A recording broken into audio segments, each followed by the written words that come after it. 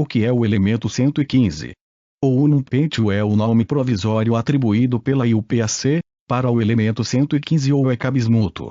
Esse é um elemento químico sintético, de símbolo temporário UP e número atômico 115. É um elemento transurânico, radioativo, provavelmente metálico e sólido. A descoberta foi anunciada por cientistas russos e norte-americanos no início de 2004. Em setembro de 2013, pesquisadores suecos, da Universidade de Lund, também conseguiram criar o mesmo elemento, ratificando o experimento de 2004.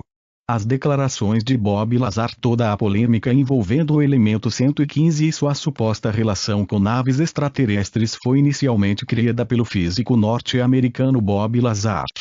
Robert Scott Lazar, Coriel Gables, 26 de janeiro de 1959, também conhecido por Bob Lazar, é um físico norte-americano que se notabilizou pela polêmica causada nas discussões sobre OVNIs acerca da Área 51. Lazar alega ter trabalhado de 1988 a 1989, como físico em uma área chamada S4, localizada perto de Groom Lake, Nevada, próximo à Área 51.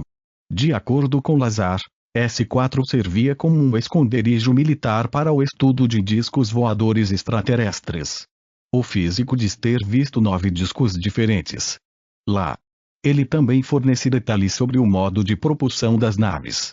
Bob Lazar começou a sua espantosa aventura precisamente em 1988, quando foi contratado para trabalhar em projetos especiais na área de testes da base aérea de Nellis, porém em local bem distante dela, ao qual somente tinha acesso o pessoal devidamente autorizado, onde se engajou numa atividade ultra-sigilosa associada a um projeto denominado Galileu.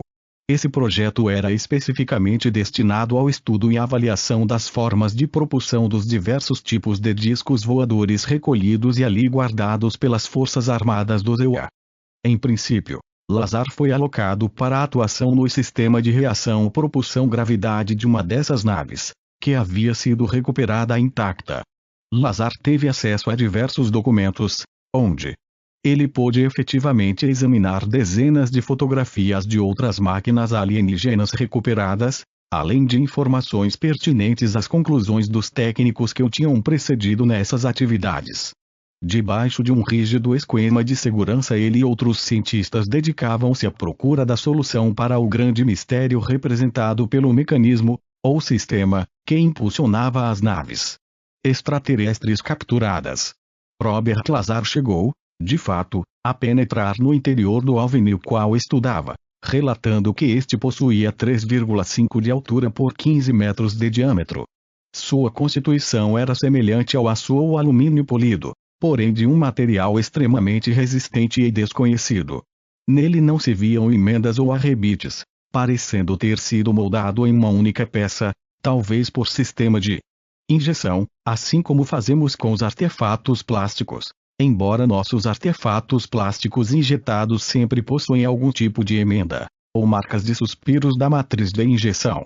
No seu interior achavam-se pequenos assentos, impossíveis de serem utilizados por humanos normais, além de o teto ser excessivamente baixo, obrigando a se curvar em alguns pontos da nave.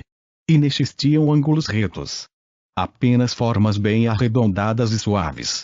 O tão esperado sistema de propulsão era composto por algo que se assemelhava a um reator nuclear. De reduzidas dimensões, 30 centímetros de altura por apenas 45 centímetros de diâmetro, esse fantástico artefato tecnológico que se situava em uma região central do disco, operava harmoniosamente em função dos padrões estruturais do próprio aparelho. Segundo Lazar, a forma como esse dispositivo acelerava prótons no reator e a maneira como o calor era convertido em um certo tipo de eletricidade faziam-se incrivelmente uniformes, obtendo assim uma eficácia dinâmica que atingia aos 100% da sua capacidade, estando, portanto, muito à frente daquilo que iremos conhecer nos próximos 2 ou 3 séculos. Opinião que, aliás, torna-se procedente já que os documentos aos quais teve acesso diziam que essas naves são provenientes de civilizações muitos milênios adiante da nossa. Esse insólito mini-reator mostrou ser alimentado por um tipo de elemento não existente na Terra. Após realizar extensas pesquisas relativas à tabela periódica dos elementos e a sua associação, ou interação, com o estranho propulsor, Robert Lazar constatou que ele não se ligava de forma alguma àquilo que era conhecido. Em 2004 foi descoberto o elemento 115. Lazar afirma que o elemento que era usado para alimentar o reator da nave que ele havia inspecionado, tinha características muito semelhantes, para não dizer idênticas, ao elemento 115. Esse elemento inteiramente novo demonstrou de fato ser possuidor de notáveis propriedades. Tornava-se em alguns momentos estável e deixava de ser radioativo.